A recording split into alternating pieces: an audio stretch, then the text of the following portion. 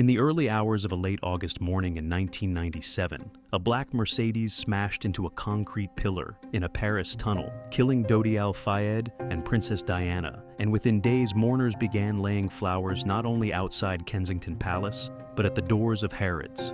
Cameras turned toward the gilded escalators and Egyptian statues inside the London store, as if it were a chapel. How did a department store on Brompton Road become entangled in a royal tragedy? And what had its owners sacrificed long before that fatal night? Chapter 1. The Grocer Who Wanted the World. Before Harrods sold diamonds and royal warrants, it sold tea, sugar, and ambition in a cramped shop in 1849. Charles Henry Harrod arrived in London with little more than a grocer's training and a hungry spirit. He was born in 1841, the son of a tea merchant, and by the time he reached his 20s, he understood one truth. The middle class was rising. They wanted quality without aristocratic fuss. They wanted someone they could trust. In 1849, Harrod opened a small grocery counter in Knightsbridge, then still a neighborhood on the edge of London's sprawl. The shop measured barely more than a single room. Shelves held tea tins and sugar cones. The air smelled of coffee beans and dried fruit. Customers walked in off muddy streets, clutching coin purses, seeking staples for their growing households.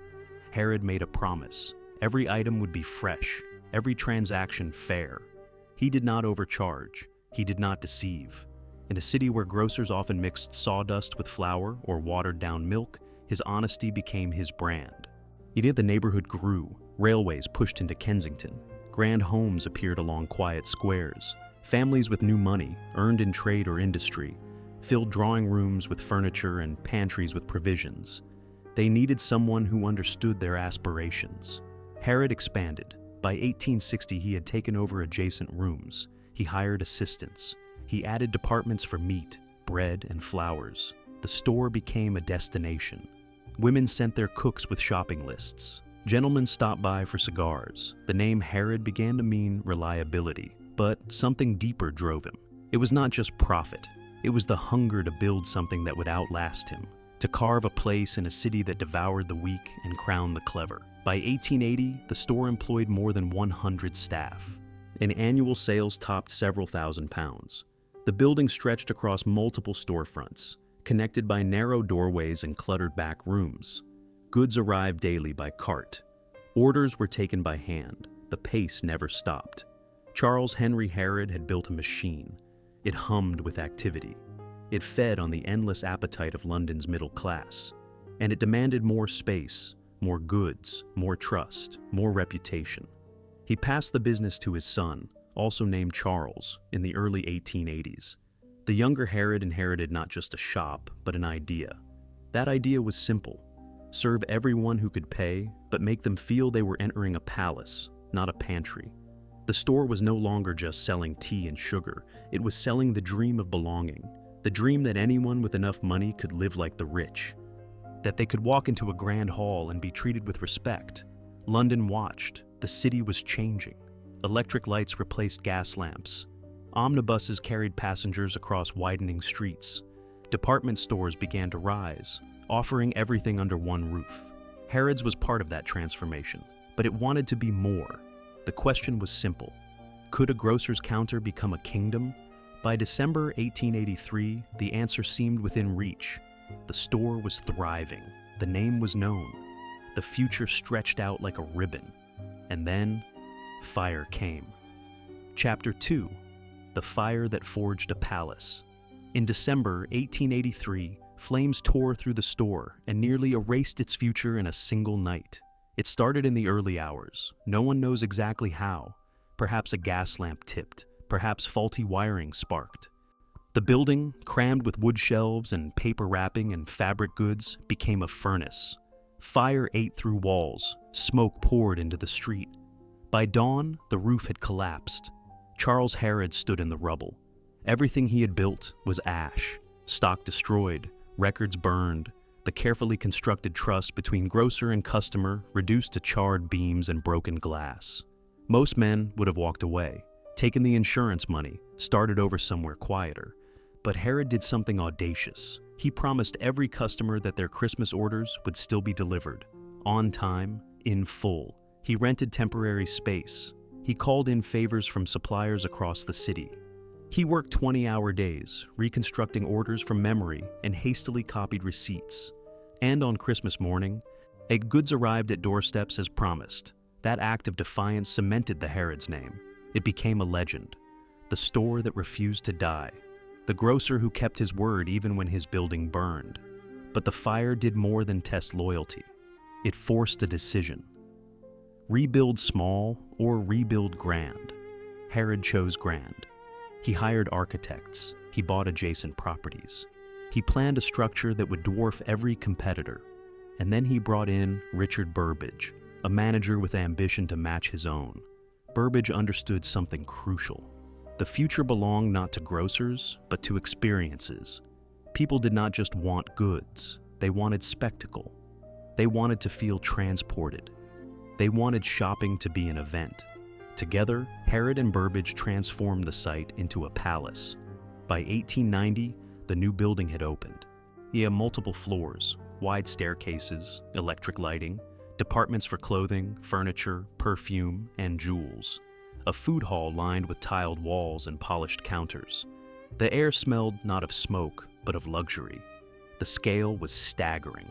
The rebuilt store covered more than 20,000 square feet. It employed over 300 staff. Annual sales climbed past £100,000. Deliveries reached homes across London and beyond. Orders came by telegram from country estates and foreign embassies. But the true transformation came in 1905, when the terracotta facade was completed. The building rose along Brompton Road like a monument. 5 stories of rust-colored brick and cream-colored stone, arched windows, ornate cornices. The name Harrods carved above the entrance in letters tall enough to read from across the street. It was no longer a shop. It was architecture. It was power made visible. It declared that anyone who stepped through those doors was entering a realm where money could buy anything. Inside, departments multiplied. There were floors for menswear, ladies' fashions, home furnishings, and children's toys. There was a banking hall, a travel bureau, a library. You could buy a wedding dress, book a safari, and order dinner, all without leaving the building. The store ran like a city. Goods arrived by the ton. Tailors stitched bespoke suits in basement workshops. Florists arranged bouquets in refrigerated rooms. Delivery men loaded vans at dawn. The machine Charles Henry Harrod had started now operated at industrial scale. Richard Burbage became managing director. He expanded relentlessly. He understood branding before the word existed. He made Harrods synonymous with quality. He cultivated relationships with aristocrats and industrialists. He secured royal warrants, official endorsements from the monarchy that marked the store as fit to serve the crown. By the time World War I began, Harrods employed more than 6,000 people. It was the largest department store in Europe. It had survived fire and emerged stronger. It had turned disaster into myth. The question now was whether a store built on ambition could sustain its own weight. Chapter 3. When prestige became power. By the early 20th century, Harrods was no longer a shop, but a symbol of empire and status. The royal warrants hung in gilded frames near the entrance. Honor by appointment to His Majesty, by appointment to Her Majesty, by appointment to the Prince of Wales. Each seal carried weight. It meant the royal family trusted Harrods to supply their households. It meant the store had passed tests of quality and discretion that others could not. But the warrants were more than endorsements. They were psychological tools. They told every customer that walking into Harrods meant walking into the same halls where royalty shopped, that your money granted you access to the same luxury as kings. The store cultivated that illusion with fanatical attention. Staff were trained to treat every customer as if they were nobility. The halls were cleaned until they gleamed.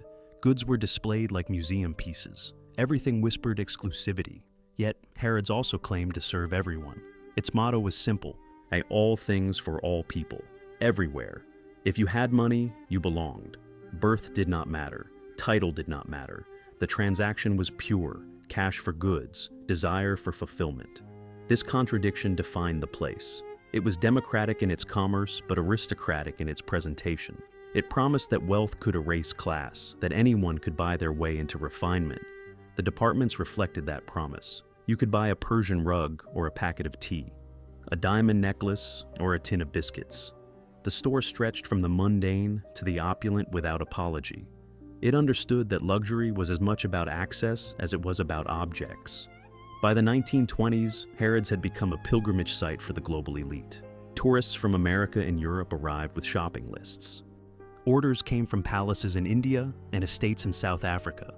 The store shipped goods across oceans, wrapped in tissue and stamped with the Harrods crest. The staff numbered in the thousands. They lived in dormitories above the store or in nearby boarding houses. They worked long shifts for modest wages. They polished floors and folded garments, and smiled at customers who spent more in an afternoon than they earned in a year. The building itself became a landmark. The terracotta facade glowed in the gaslight, then in electric light. The green canopy stretched along Brompton Road like a ribbon. The window displays changed with the seasons, drawing crowds who stood on the pavement and stared. Inside, the food halls became the heart of the spectacle.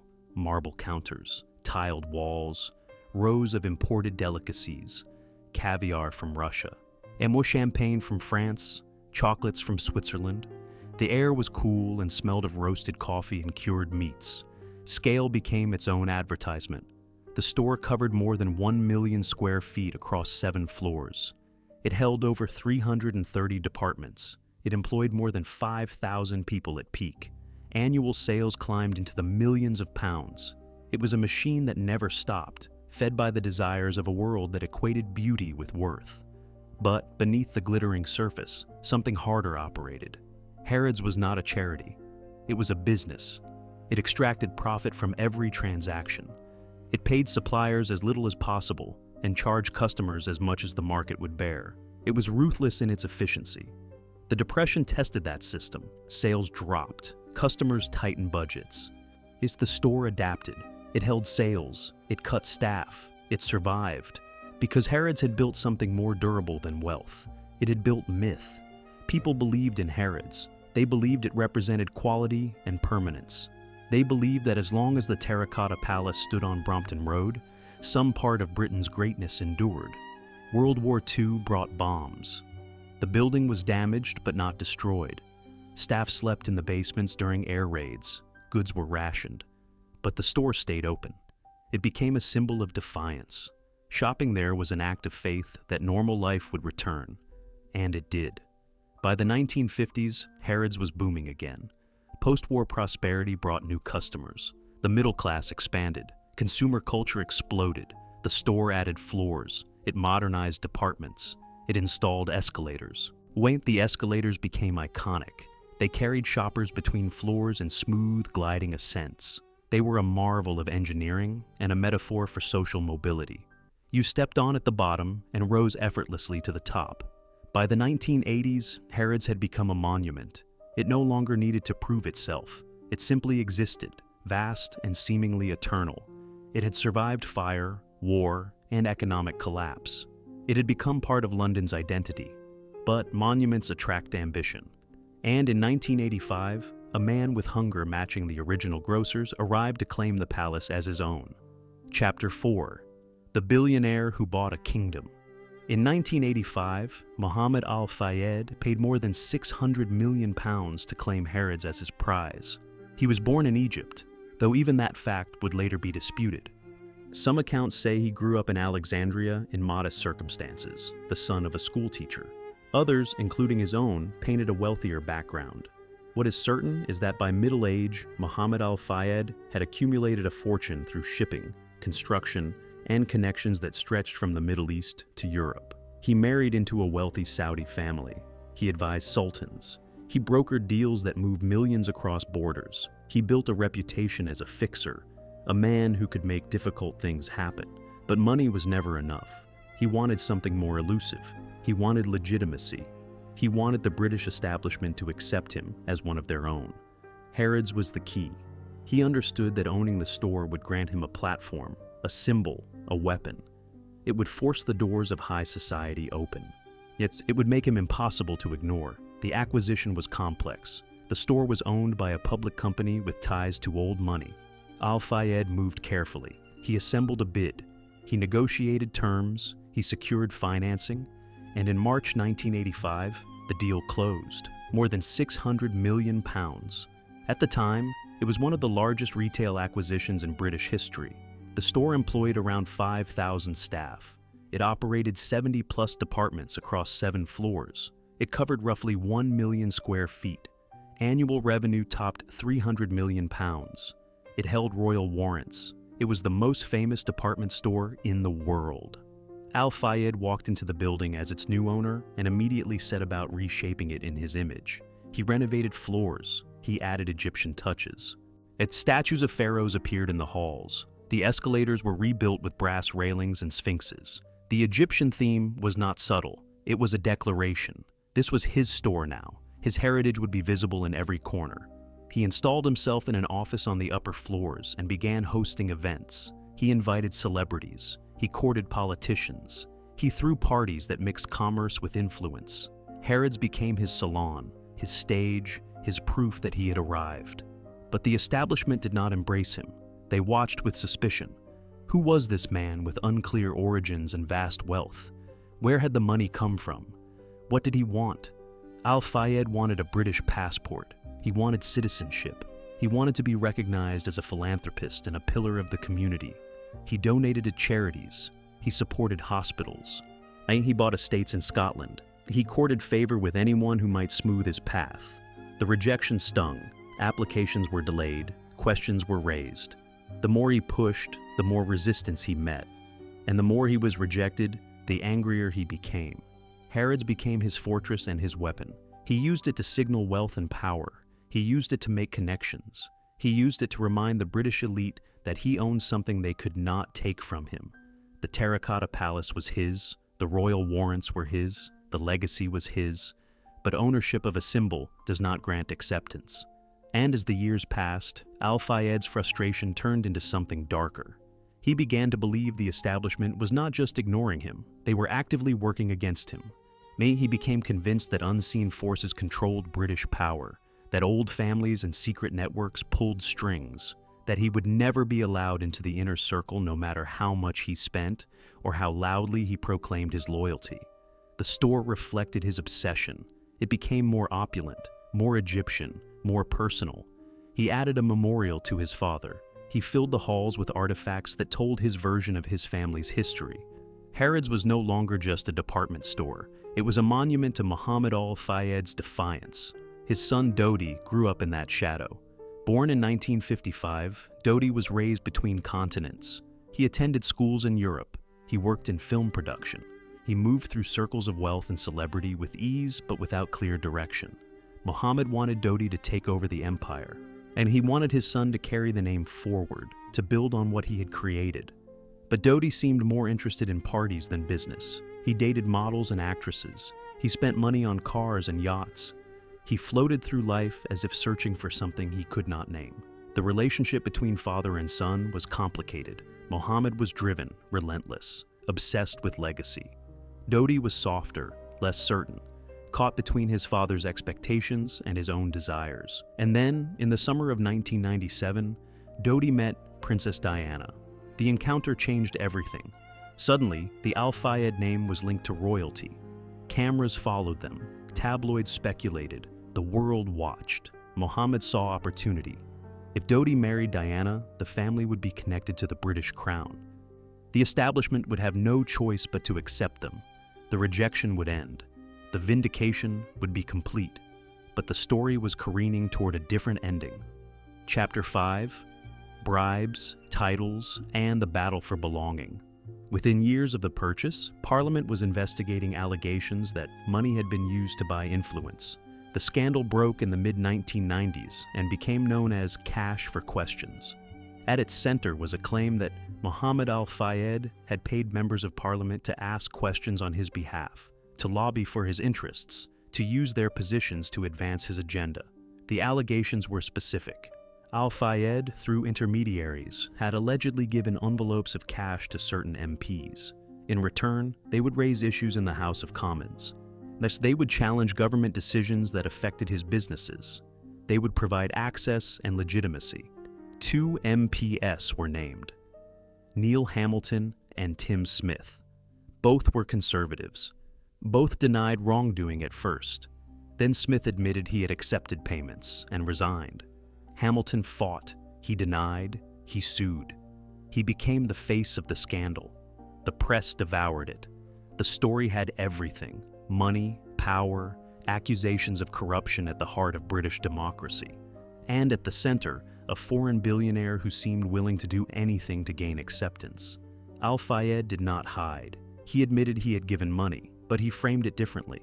He said he had been naive, that he thought this was how things worked in Britain, or that he had been trying to level the playing field against an establishment that was rigged against outsiders like him. Parliamentary inquiries were launched. Testimonies were taken. Evidence was examined. The details were murky.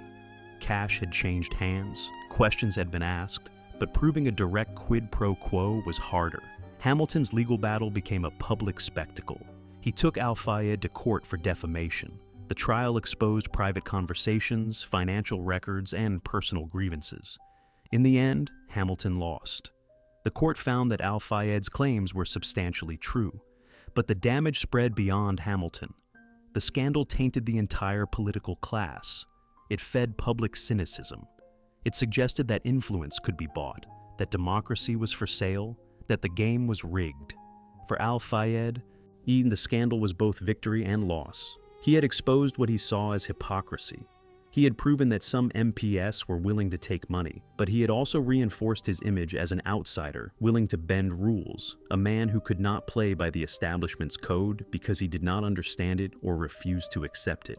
His quest for British citizenship became a public battle. He applied. He was rejected.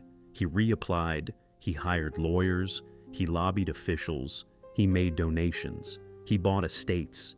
He did everything he thought would prove his worthiness. The rejections continued. The Home Office cited concerns, questions about the source of his wealth, questions about his business practices, questions about his intentions. Al-Fayed grew bitter. He accused the government of bias. He claimed he was being punished for exposing corruption. He suggested that powerful people wanted to keep him out because he threatened their control. Harrods became a symbol of that bitterness. He poured money into the store. He renovated endlessly. He added more Egyptian motifs. He turned the building into a personal museum, a testament to his version of history. The staff watched. Some admired his passion. Others whispered about his temper. He was demanding. He wanted perfection. He expected loyalty. He did not tolerate dissent. The store thrived financially. Tourists flocked to see the Egyptian escalators. Shoppers filled the halls. Revenue climbed. But beneath the surface, tension simmered. The place felt less like a department store and more like a monument to one man's ego. Mohammed Al-Fayed had spent a fortune trying to buy acceptance. He had bought a palace. He had bought influence. He had bought visibility. But he could not buy what he wanted most: respect, belonging, the simple acknowledgement that he was one of them. And as the 1990s wore on, his attention shifted to his son. Dodi was his hope. Dodi could do what Mohammed could not. Dodi could marry into the establishment. Dodi could give the family the legitimacy that money alone could not purchase. In the summer of 1997, that hope seemed within reach. Dodi and Diana were together. The cameras followed them.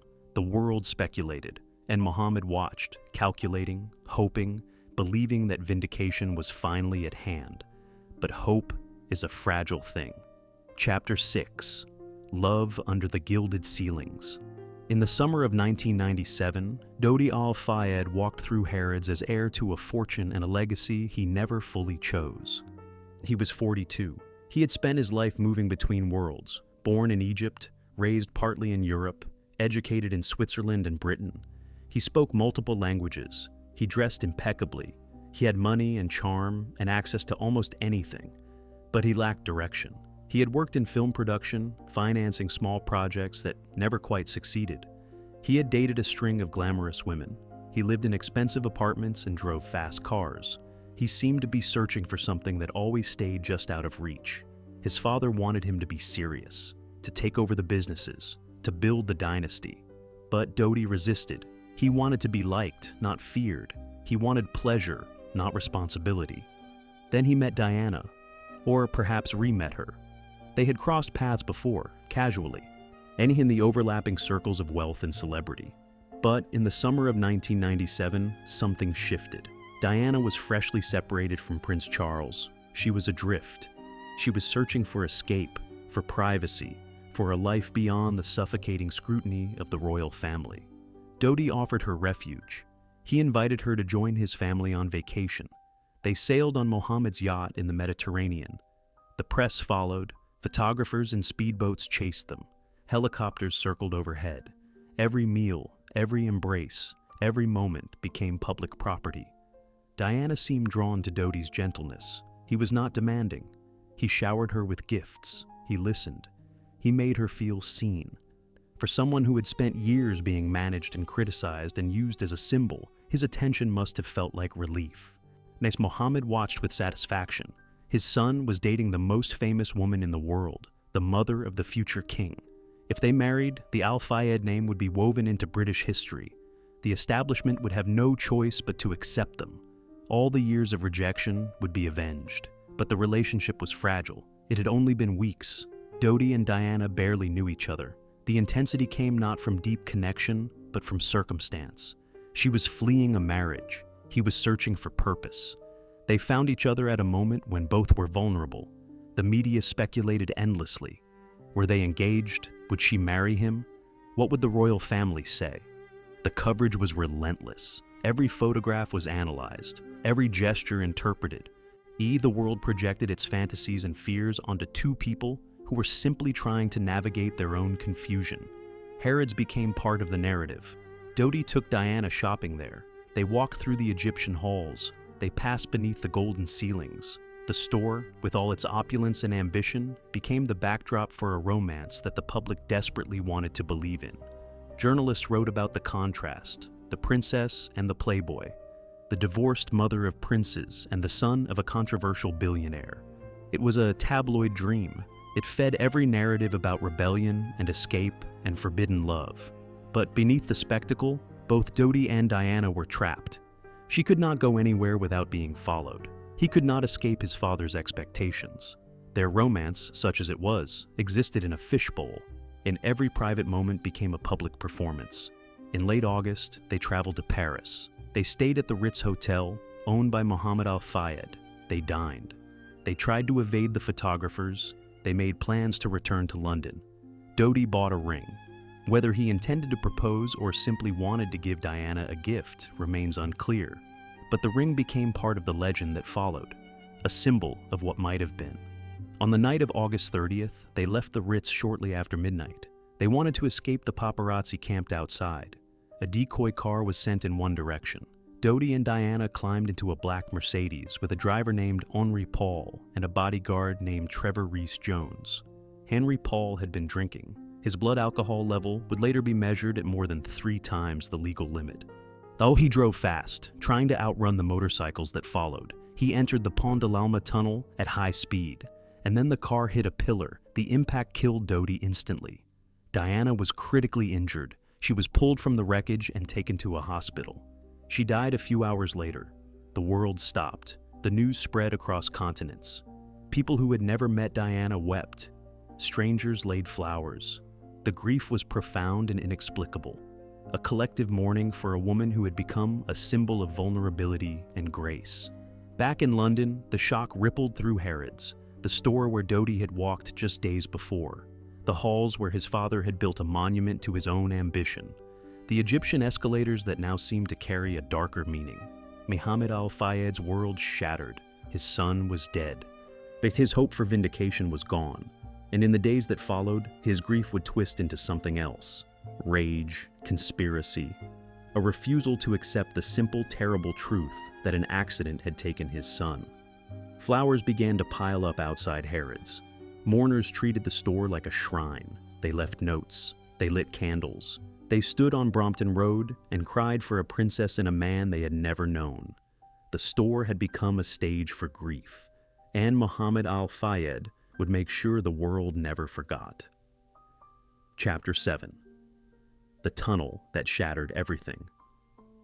Just after midnight, the car entered the Pont de l'Alma tunnel, and history bent in an instant. The Mercedes S280 was traveling at an estimated 105 kilometers per hour when it struck the 13th pillar in the tunnel. The speed limit was 50. The driver, an Henri Paul, had a blood alcohol concentration of 1.75 grams per liter, more than 3 times the legal limit in France. Traces of prescription antidepressants were also found in his system.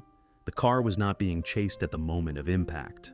Paparazzi on motorcycles had been following earlier in the evening, but most had fallen behind or lost sight of the vehicle. The tunnel was relatively empty. The crash was not caused by a collision with another vehicle. It was caused by excessive speed and impaired driving. Dodi Al-Fayed died on impact. The force of the collision killed him instantly. Diana, sitting in the back seat, suffered massive internal injuries. She was conscious when rescuers arrived but went into cardiac arrest at the scene. Paramedics spent more than an hour stabilizing her before transporting her to the Pitié-Salpêtrière hospital. She underwent emergency surgery but died at 4 a.m. on August 31st, 1997. The bodyguard, Trevor Rees-Jones, was the only survivor. He suffered severe facial injuries and had no memory of the crash. The official investigations began immediately. French police launched a judicial inquiry. British authorities conducted their own review. Later, a formal inquest would be held in London. The findings were consistent. The crash was an accident caused by a drunk driver traveling at excessive speed. But from the beginning, doubt lingered. Conspiracy theories spread. Some claimed Diana was pregnant. Some said she was planning to marry Dodi and the establishment could not allow it. Yet some pointed to flashes of light in the tunnel, suggesting blinding cameras or even staged interference. Some questioned why the car was speeding, why the driver had been drinking, why the paparazzi were so aggressive. Mohammed Al-Fayed became the loudest voice of suspicion. He could not accept that his son had died because of a drunk driver. He insisted there was a plot, that British intelligence had orchestrated the crash, that the royal family had ordered Diana's death to prevent her from marrying a Muslim and having his child. He presented no credible evidence, but he repeated the claims endlessly, in interviews, in court, in the memorials he built inside Harrods. He turned grief into accusation, mourning into mission. The investigations found no evidence of conspiracy. The French inquiry concluded that Henri Paul was responsible. The British inquest, conducted over 6 months in 2007 and 2008, heard from hundreds of witnesses and reviewed thousands of documents. The verdict was unlawful killing, meaning the paparazzi and the driver bore responsibility through reckless behavior. But there was no murder, no plot, no secret order. Still, the theories persisted. People wanted a larger explanation. They wanted villains. They wanted to believe that something so tragic must have a sinister cause. Random chance felt insufficient. The truth was simpler and sadder. A driver drank too much. A man wanted to escape photographers. A car went too fast. A pillar did not move. And 2 people died. The grief that followed was global. Millions watched the funeral. Flowers filled the streets of London. Elton John sang at Westminster Abbey. The world mourned a princess who had seemed both fragile and resilient, a woman who had struggled publicly with the pressures of royal life and who had found brief happiness before it ended. For Mohammed Al-Fayed, the mourning never ended. It transformed into obsession. He could not let go. He could not move forward. His son was gone, and someone had to be blamed. Harrods became the physical manifestation of that refusal to accept. He turned it into a shrine. He installed a memorial in the store. He refused to let the world forget. And in doing so, he ensured that every shopper who entered the building would confront death alongside luxury. Chapter 8. A store turned shrine. Within days, Harrods installed memorials that blurred the line between commerce and mourning. The first memorial appeared in the basement and near the Egyptian escalators. It was unveiled in April 1998, 8 months after the crash. At its center stood a bronze statue of Dodi and Diana dancing, their faces serene, their bodies entwined. Beneath the statue were photographs of the couple. Around it, a pyramid of glass enclosed a wine glass and a ring, objects said to be from their last dinner together. The statue was titled Innocent Victims. The plaque read, "In memory of 2 beautiful people who were killed because they loved each other." The memorial was impossible to miss. Shoppers heading to the food halls or the escalators had to pass it. Some stopped and stared, some left flowers, some took photographs, others hurried by, uncomfortable with the intrusion of death into a space meant for pleasure. A second memorial was added on the ground floor in 2005. This one was more elaborate. It featured a pyramid of crystal, inside which sat more photographs of Dodi and Diana. An eternal flame burned nearby. The names of both were inscribed in gold. The memorials were Muhammad Al-Fayed's way of controlling the narrative. He could not bring his son back. He could not undo the crash. But he could make sure the world remembered his version of the story, that Dodi and Diana were innocent victims, that they were in love, that they were killed by forces beyond their control. He also began selling commemorative items, plates, mugs, trinkets bearing images of Diana and Dodi. Critics called it exploitation. Al-Fayed defended it as honoring their memory. The items sold. Tourists bought them. The store profited. In the months after the crash, Harrods became a pilgrimage site. Visitor numbers surged. Media coverage was constant. The store, already famous, became infamous. It was no longer just a department store. It was the place where the father of Dodi Al-Fayed mourned. The scale of attention was staggering. In the first year after the crash, an estimated 3 million extra visitors came to Harrods. Many came specifically to see the memorials. They stood in silence. They left flowers. They signed books of condolence. The store became a chapel for collective grief. Staff were trained to handle the emotional intensity. Some customers wept in the aisles. Some asked questions about Diana and Dodi. Some wanted to know where they had stood, what they had bought, what they had said. The memorials stayed in place for years. They became permanent fixtures. New shoppers, arriving for the first time, were startled to find statues in flames and inscriptions about death in a building dedicated to selling handbags and perfume. Critics questioned the appropriateness. Was it right to turn a commercial space into a shrine? Was it respectful to mix mourning with shopping? Did the memorials honor Dodi and Diana? Or did they exploit their deaths for publicity? Al-Fayed did not care. He believed he was keeping their memory alive. He believed the world needed to see that his son had been loved, that his son had mattered, that the tragedy was not just another tabloid story, but a wound that would not heal. The store became a reflection of his psychology. It was opulent and obsessive. It was beautiful and bitter. It was a palace that could not escape the shadow of grief. When revenue continued to climb. In the years after the crash, Harrods reported annual sales exceeding £400 million. The memorials did not hurt business. If anything, they drew more attention. Controversy sells. Tragedy fascinates. People came to see the spectacle, and while they were there, they shopped. But the emotional cost was harder to quantify. The staff worked in a building haunted by its owner's pain. Customers navigated a space where luxury and loss collided. And Muhammad Al-Fayed, despite his wealth and his power, remained trapped in a moment he could not change. He continued to fight. He funded investigations. He gave interviews. He accused officials of cover-ups. He insisted that the truth would eventually emerge, that someone would confess, that the conspiracy would be exposed. But the truth did not change. The investigations concluded. The inquests ended. The verdict remained the same. Accident, reckless driving, tragic and avoidable, but not murder. And still, the memorials stood. Bronze figures frozen in an eternal dance. A flame that never went out. A reminder that grief can become architecture, and that some wounds are too deep to heal. Chapter 9. When the palace was finally sold. In 2010, after 25 years of ownership, Muhammad Al-Fayed agreed to sell Harrods for around £1.5 billion. The buyer was Qatar Holding, the investment arm of the Qatari Sovereign Wealth Fund. The deal was announced in May and completed quickly. Al-Fayed, now in his late 70s, said he wanted to retire. He said he had achieved what he set out to do. He said it was time to let someone else carry the burden. But the sale felt like surrender.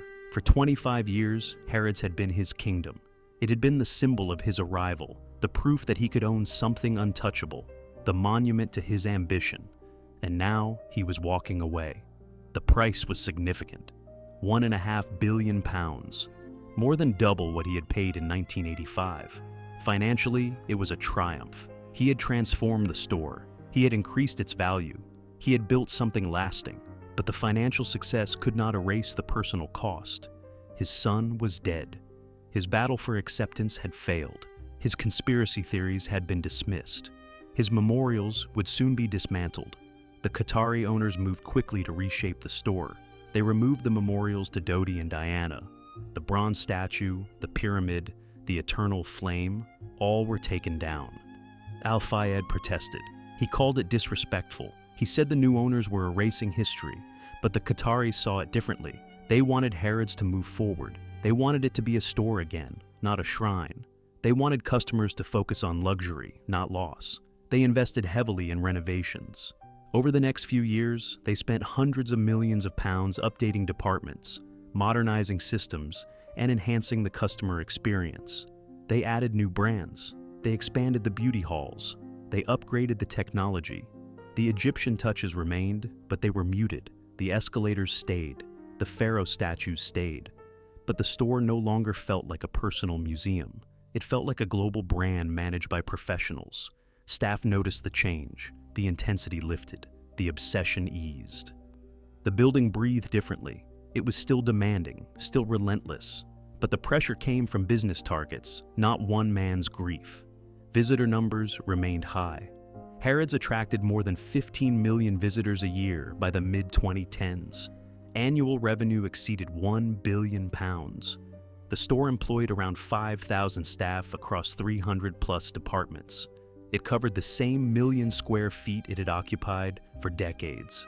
The Qataris positioned Harrods as a luxury destination for global elites. They courted wealthy tourists from China, the Middle East, and Russia.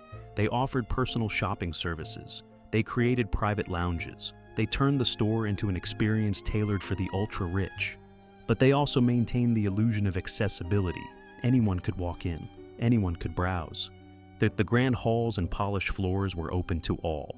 You did not need an invitation. You just needed to step through the doors. The sale marked the end of an era. Mohammed Al-Fayed had poured his identity into the store. He had used it to fight for recognition. He had turned it into a monument to his pain. And when he sold it, he lost the one thing that had given him a platform. He retreated from public life. He spent time in Scotland, on the estate he had bought decades earlier. He gave fewer interviews. He stopped campaigning for new investigations. The fire that had driven him for so long seemed to dim. Harrods, meanwhile, continued to thrive. It adapted. It evolved. It proved that institutions can outlive the individuals who try to possess them. The store had survived fire in the 19th century. And it had survived war in the 20th. And it would survive the departure of the man who had tried to make it his legacy. The question was what remained. What had the Al-Fayed years meant? What had been gained and what had been lost? And whether a store built on ambition could ever escape the ghosts of those who had loved it too much. Chapter 10. The Silent Corridors of Power. Under new ownership, Harrods continued to sell luxury, but its political battles fell strangely quiet. The Qataris brought a different energy. They were not fighting for acceptance. They were already part of the global elite. They did not need to prove anything to the British establishment. They simply wanted to run a profitable business. They modernized the operations. They installed state-of-the-art inventory systems. They upgraded security. Yes, they enhanced the digital presence. They made Harrods feel less like a relic and more like a contemporary luxury brand. The renovations were extensive. Between 2010 and 2015, Qatar Holding reportedly spent more than £300 million on upgrades. The beauty halls were redesigned with marble and gold accents. The fashion floors were reconfigured to showcase high-end brands. The food halls were refreshed while maintaining their historic character. The focus shifted to international clientele. By the mid-2010s, more than half of Harrods' revenue came from tourists. Wealthy shoppers from China, the Middle East, and the United States arrived with budgets that dwarfed those of local customers. The store catered to them with multilingual staff, tax-free shopping, and private suites. Annual revenue climbed past £1 billion. The store employed around 5,000 people.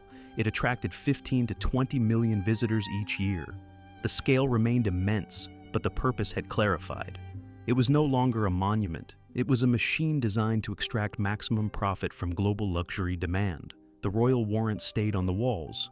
Harrods still held appointments to supply the royal household. The endorsements carried weight, reminding customers that they were shopping in a place trusted by the crown. But the relationship was professional now, not political. The building itself remained a landmark. Tourists photographed the facade. They marveled at the window displays. They stepped inside and wandered through halls that smelled of perfume and leather and fresh flowers.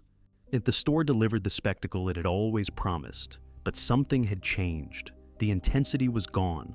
The personal obsession that had defined the Al-Fayed years had been replaced by corporate efficiency. Harrods was no longer a stage for one man's ambitions. It was an asset in a portfolio managed by a sovereign wealth fund. The memorials to Dodi and Diana were gone, removed shortly after the sale. Some mourned their disappearance. Some felt relief. The store could finally move on from the tragedy that had haunted it for more than a decade. Staff adapted. Turnover remained high, as it always had been in retail. New employees arrived with no memory of the Al-Fayed era. They learned the history in training sessions, but experienced the store as it was now. Polished, professional, profitable. The Qataris faced their own controversies. Questions about labor practices, questions about human rights, questions about the sources of their wealth. But those battles played out in different arenas. Harrods itself stayed above the fray, insulated by its reputation and its focus on luxury. The store continued to evolve. It launched new initiatives, a wine shop, a wellness clinic, exclusive collaborations with designers. Each addition reinforced the brand. Each refinement attracted more spending, and yet the fundamental promise remained unchanged. Harrods still offered the illusion that money could buy anything, that walking through its doors granted access to a world of refinement and beauty. That luxury was not just about objects, but about identity. The building stood on Brompton Road, glowing at night, or its windows filled with displays that changed with the seasons. It looked permanent. It looked untouchable. It looked as if it would stand forever. But institutions do not survive on their own. They survive because people choose to believe in them, because customers keep walking through the doors, because staff keep polishing the floors, because owners keep investing. Harrods had outlasted the Harrods. It had outlasted the Burbages. It had outlasted Muhammad Al-Fayed. And it would likely outlast the Qataris, because the store was never really about its owners. It was about what it represented. The dream that wealth could transform you, that a transaction could elevate you, that somewhere, in a palace of glass and gold, you could become someone new. But dreams demand a price. Chapter 11. Whispers of a Curse. Some longtime staff speak of Harrods as if it demands loyalty and extracts a price from those who try to possess it. The talk of a curse is quiet. It surfaces in conversations late at night after the store has closed. It appears in interviews with retired employees who remember the old days. It lingers in the stories people tell about the building. They point to the fire of 1883, which nearly destroyed the store before it became a palace. They mention the wars that damaged it, but never quite killed it. They talk about the owners who poured their lives into the place and left broken. Muhammad Al-Fayed is the most obvious example. He spent 25 years trying to make Harrods his proof of belonging. He invested a fortune. He fought battles. He reshaped the store in his image, and he lost his son. He lost his dream. He left bitter and isolated, but the pattern goes deeper. Richard Burbage built the store into a global institution, but his later years were marked by stress and illness. The Harrods family itself, the original grocers, faded into history. Their name preserved in terracotta, but their lineage forgotten. Some say the building takes more than it gives, that it feeds on the ambition of those who try to control it, that it survives by consuming its owners. Of course, rational explanations are plentiful. High-stakes businesses attract driven people. Driven people make enemies. Driven people sacrifice health and relationships for success. Tragedy is not a curse. It is a statistical likelihood when you live in the public eye and take risks. The fire of 1883 was an accident, likely caused by faulty gaslighting or careless storage. Fires were common in Victorian London. Wooden buildings crammed with flammable goods burned all the time. Harrods was not unique. The wars that damaged the store were part of a global conflict that destroyed countless buildings. Harrods was lucky to survive, not cursed to suffer. And Muhammad Al-Fayed's loss was the result of a car crash caused by a drunk driver. There was no supernatural force at work. just bad decisions and terrible timing. But humans are storytelling creatures. We look for patterns. We seek meaning in chaos. We project our fears onto buildings and landscapes and objects that outlast us. Harrods has outlasted everyone who tried to possess it. That longevity invites myth. People wonder why the store survives when its owners fall. They wonder if there is something in the walls, some hunger that cannot be satisfied. The Egyptian motifs add to the mystique.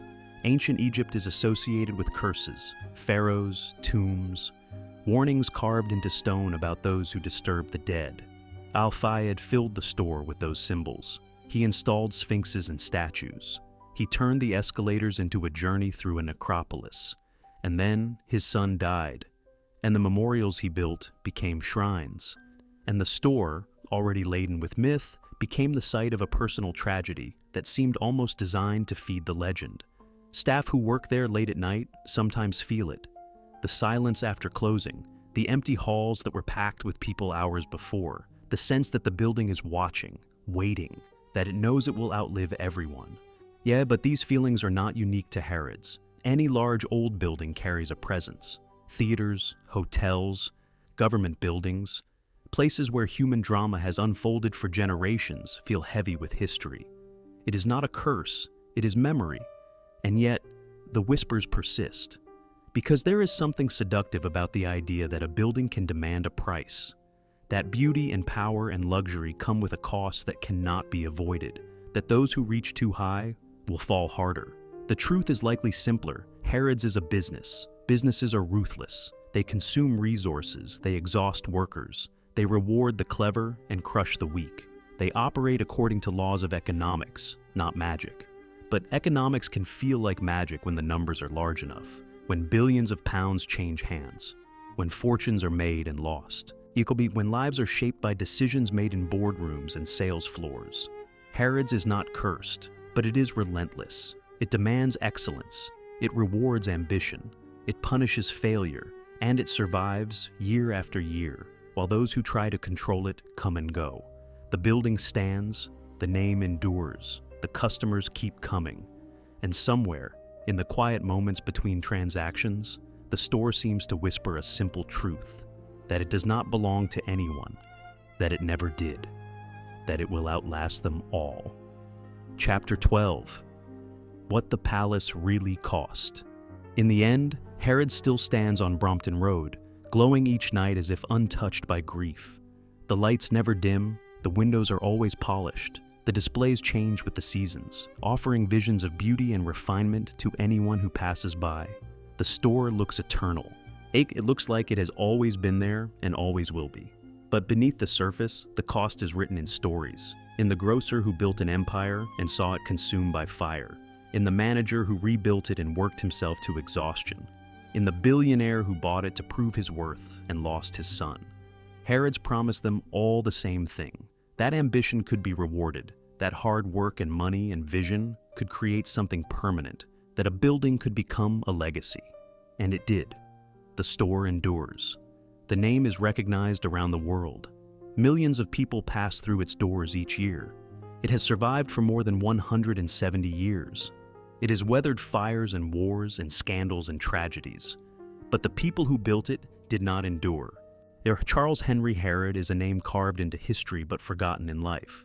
Richard Burbage is a footnote in retail histories. Mohammed Al-Fayed is remembered not for his business acumen, but for his grief and his conspiracy theories. Dodi Al-Fayed is remembered only because he died.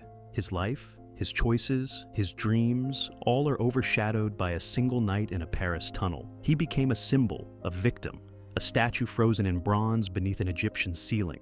And Diana, whose connection to Harrods was fleeting, became part of its mythology. Her image appeared on mugs and plates, sold in the very store she had visited. Her death became a backdrop for commerce. Her memory was commodified. The store does not mourn them. It cannot. It is a building. It has no conscience, no memory, no grief. It simply exists. It opens each morning. It closes each night. It processes transactions. It employs thousands. It generates billions. The scale is staggering. More than 170 years of operation. Over 1 million square feet of retail space. 300 plus departments. 5,000 employees, 15 to 20 million visitors annually, revenue exceeding £1 billion per year. Ownership transfers worth more than £2 billion in total. These numbers tell a story of success, of growth, of resilience. But they also tell a story of extraction, of how much human effort, how much ambition, how much sacrifice was required to build and sustain something this vast.